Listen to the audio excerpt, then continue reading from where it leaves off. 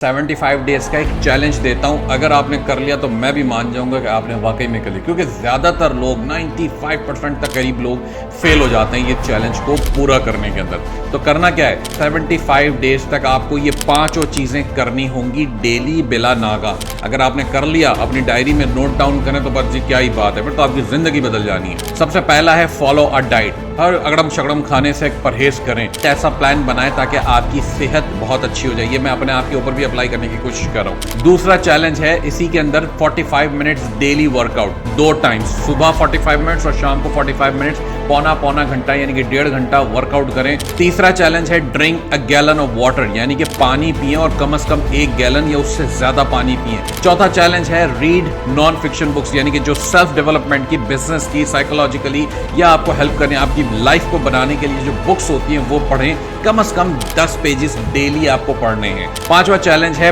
Pictures बनाना। Camera निकालें, हर बात का पिक्चर बनाएं। अगर आप वर्कआउट कर रहे हैं पिक्चर बनाएं और पोस्ट करें अपने सोशल मीडिया के ऊपर, और लोगों को मोटिवेट करेंगे आप इससे। 75 डेज का चैलेंज बनाएं, इसे हैशटैग यूज करें 75 डे चैलेंज। और कौन कौन ये चैलेंज एक्सेप्ट करता है मुझे प्लीज कमेंट में जरूर बताइएगा और शेयर कीजिए इस वीडियो को अगर आप समझते हैं कि आप और लोगों को चैलेंज करना चाहते हैं इसके साथ।